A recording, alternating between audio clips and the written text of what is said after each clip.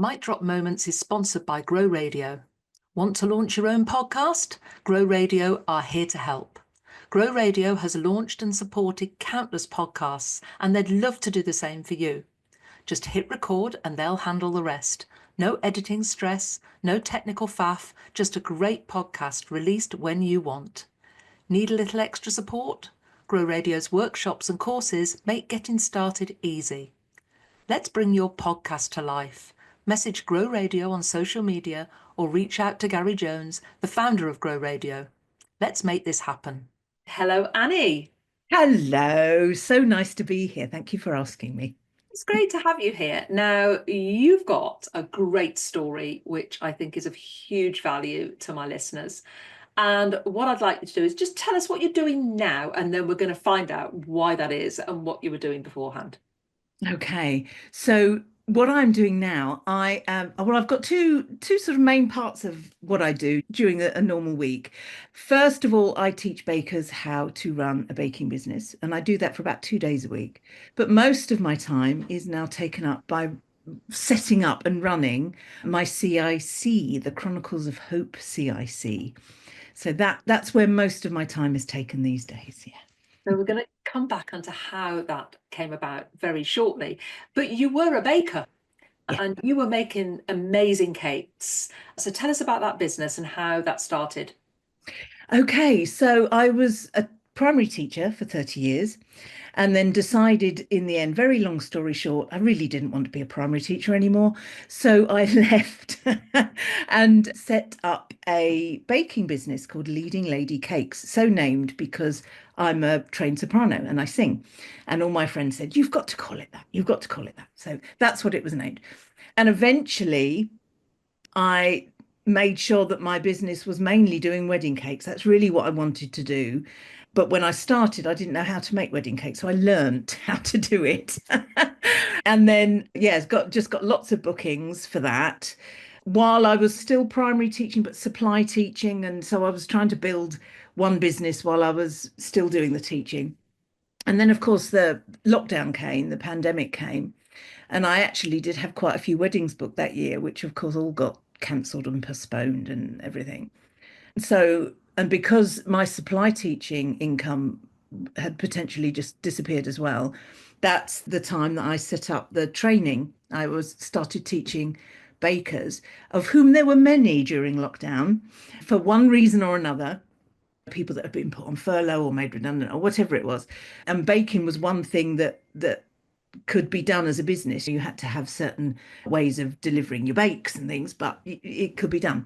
So I started teaching people how to run a business.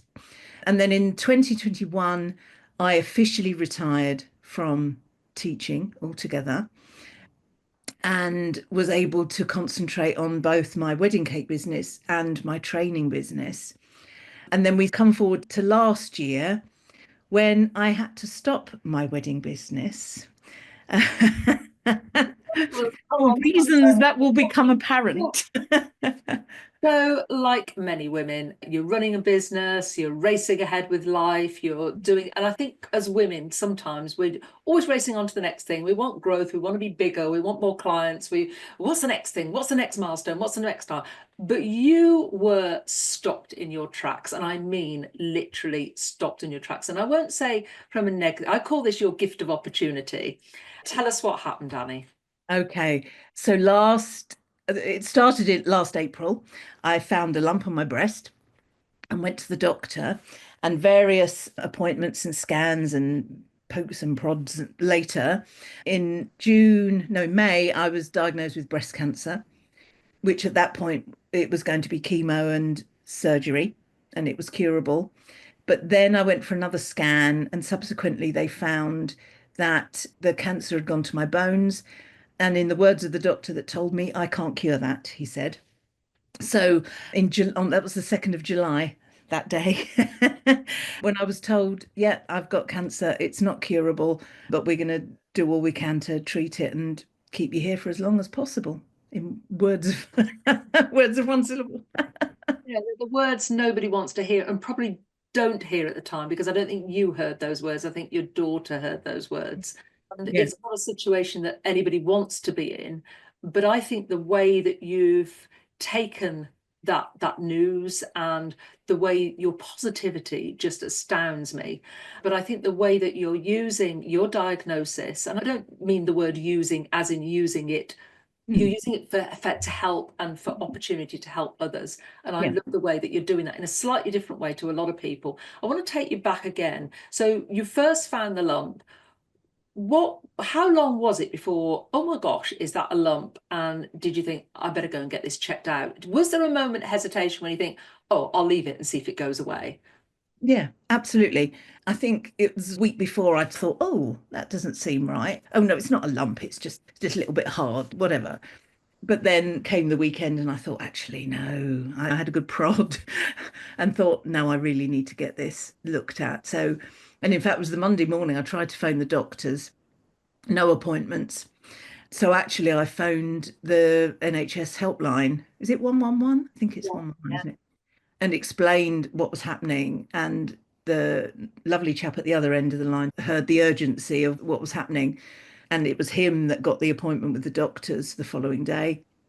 And then, yes, it all happened from there. So from there, the doctor referred me to the hospital, and I had an initial appointment where they did so many scans. I can't, I've got a loyalty card of scans now and a biopsy, which isn't very pleasant, but it had to be done.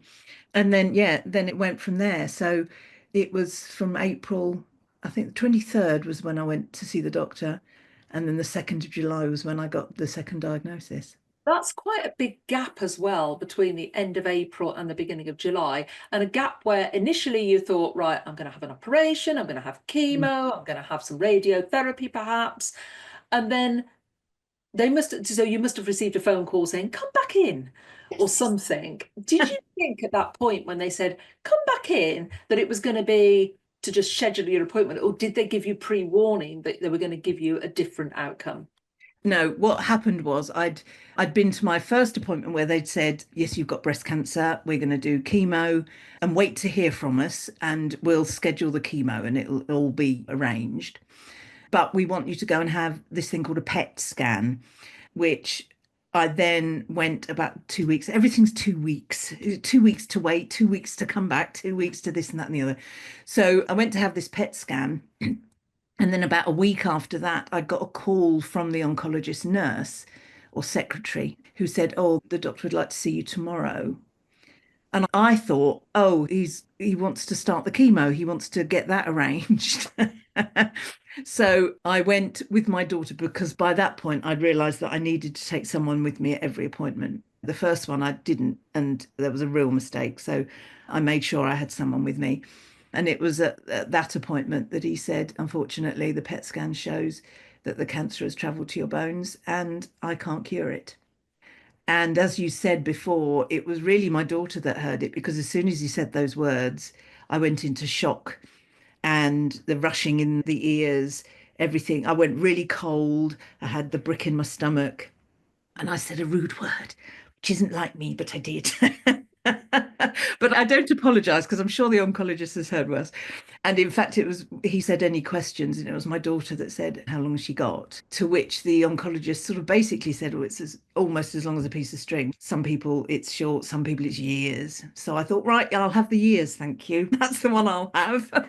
I love your attitude. It reminds me when I went with my mum for her breast cancer diagnosis, and we sat in the with the consultant, and he outlined the options, and she just turned around to him. She went, "No, I'm not going to die of breast cancer." She said, "I'd rather die of a heart attack, thank you." Yeah. He says, "My dear, you don't get to choose." She says, "Oh, yes, I do." Oh, She came through it, and she's 94 this year. So I just loved her positive attitude. And you've got that same attitude about this. But I imagine there was that shock carried mm, on for a period of days. yeah. How long was it before you thought, right, okay, this is an opportunity. I want to do something. I want to leave a legacy. Yeah, absolutely. Well, the appointment was on the Tuesday, and both my girls then came away from work. Their places were very good and let them just come away. And we spent a couple of days doing things, going to the beach and going for walks and things. And then on the Friday, we decided that we'd go for a walk somewhere at a lovely national trust near me. And it was on the journey, it was in the car on the way there And we were quiet. We're not the kind of family that has to be talking all the time. Sometimes we're quite comfortable with silence. And we were just thinking. And I started thinking, actually, I can do something with this. I can use this. I've got a bit of a power now because I'm fairly sure that people are going to listen to what I'm saying now because I'll say, oh, excuse me, I've got cancer. Do you mind? And so I contacted the lovely Nick Rowley, who does an awful lot with me, and I know you know her too. And she knew what was going on. She knew I'd been to the hospital and everything. And I told her what was happening. And I said, Nick, really want to do something. I want to raise awareness, or I want to raise funds, or I want to start. I don't exactly know what yet, but I want to do something. And she said, right, well, the first thing you do is you start a blog and then you start a podcast, which I then subsequently did. So in answer to your question, that was a very long-winded answer. It was about 3 days, from the Tuesday to the Friday. And by the Friday, I was like, right, let's do something with this, you know. I think it's amazing how you've channeled your mind, which has probably helped you as well, I Oh, believe. yeah.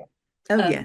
from an outsider looking in, and I've followed your story from diagnosis, and I didn't know you before then, and you've popped up because we both know Nick. Yeah. And it was watching that evolve, but so quickly. You were a woman on a mission. Yeah. Yeah. You are a It's woman on a it's mission.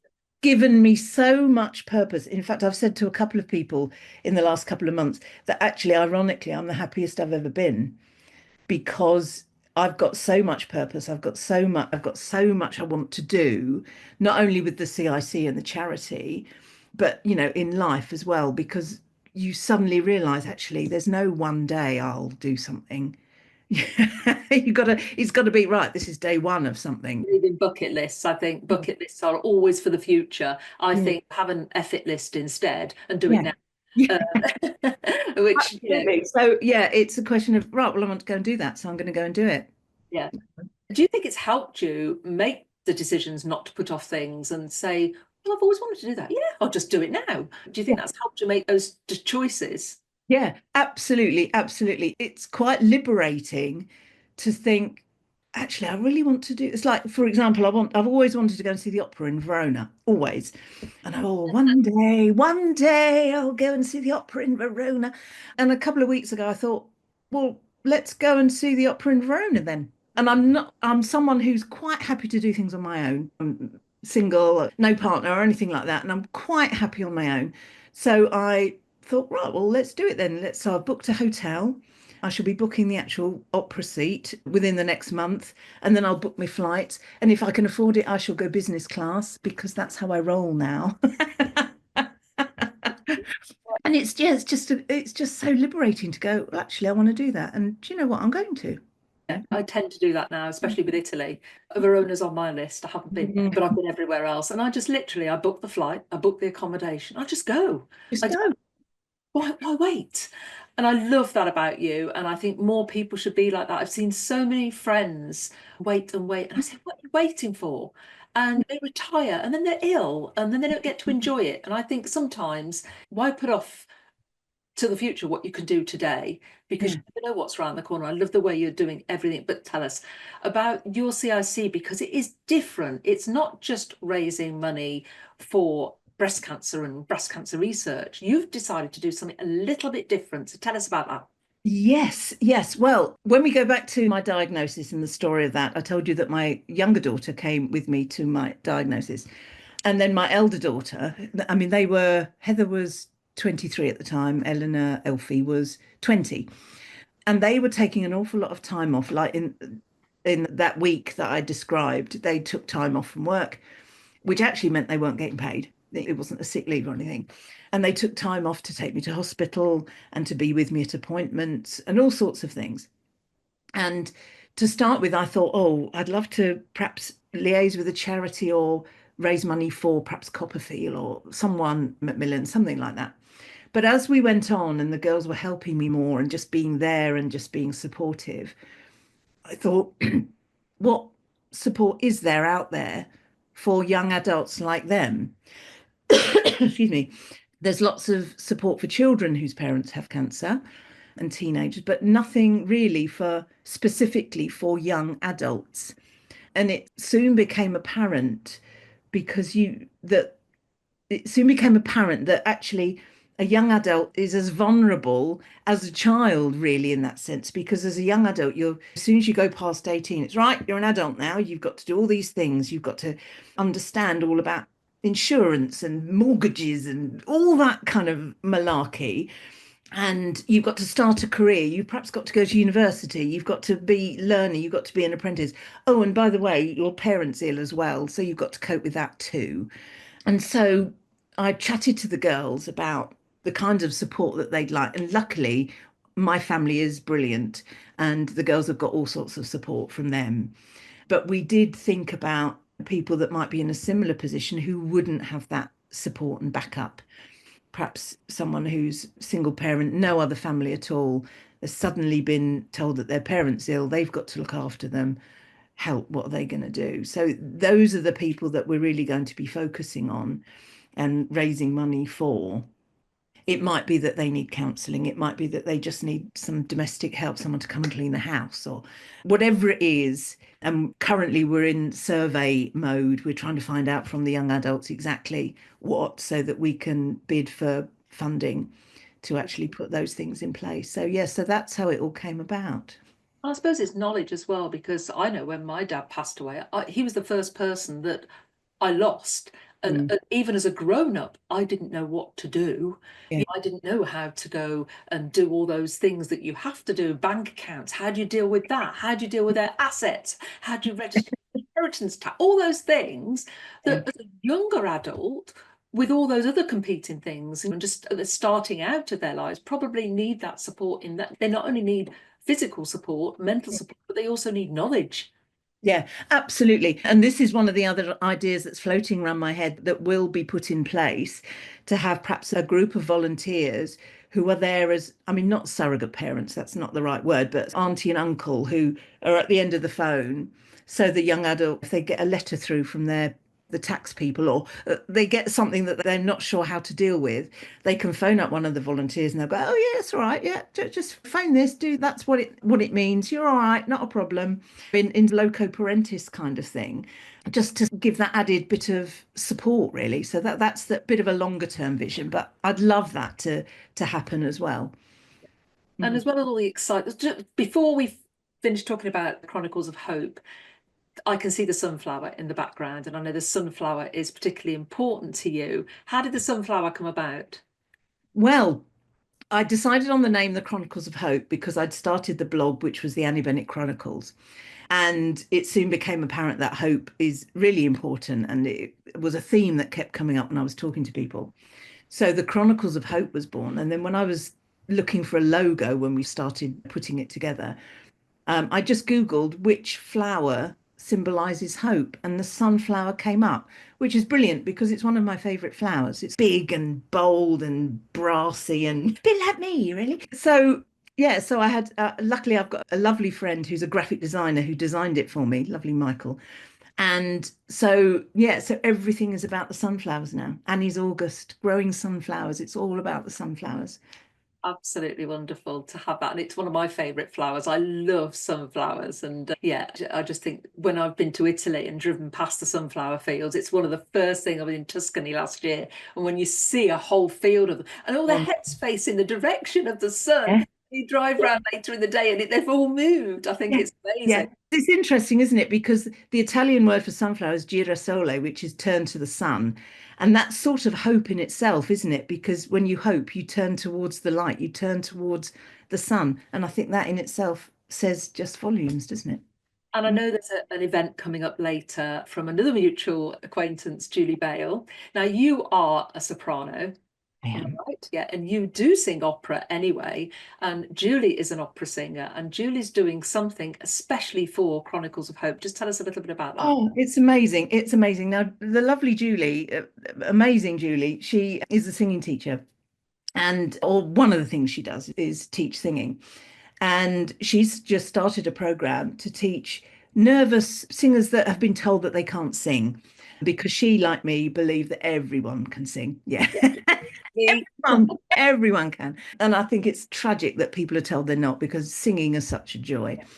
And she wanted an event for her singers, for her cohort of singers, to actually perform at. And she, in fact, was she and Nick that came up with the idea of having a gala concert, but to actually the funds would go towards the Chronicles of Hope. So I was utterly blown away when they said this to me, and it's the Chronicles of Hope Gala.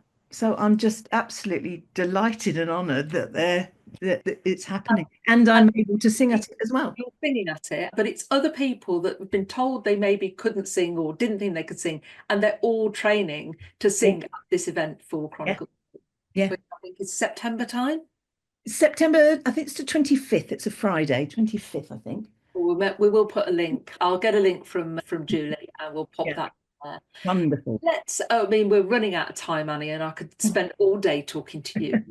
Light me up. But, your mindset, there must be tough days. There must be days where you think, oh, I just can't do this. But you just seem to be the eternally happy, positive person. So what do you do on those tough days to lift yourself? That's an interesting question. I don't have many tough days because I'm a real believer in growth mindset against fixed mindset. And I'm a real believer in that if you have something that is worrying you, you deal with it and you do something about it. Otherwise, there's no point in worrying about it. And I've really taught myself, it's an absolute skill that I've taught myself over the last few years. So if there's something on my mind that's worrying me, I think, right, what can I do to make that better or to make it feel better or to negate it in some way? And if I find something, I'll do it. And if I think, well, this is totally out of my control, I can't do anything, I put it on a shelf and I literally forget about it. And it's just a skill that I've managed to have over the years. I think myself, I always look for the positive out of every negative, because we can't change things. We can't go back, and we can learn from the past, but we can't change it. But it's the way we reframe it and the way we deal with things, isn't it? But I do admire the way that you have got that positivity. I always ask my guests to leave the audience with a piece of advice, a top tip, piece of wisdom, your mic drop moment. What would that be? Well, following on from what I've just said, really, it's a quote that I put in my first blog post that I wrote back in July. And it's words to the effect of life is 10% what happens to you and 90% how you react to it.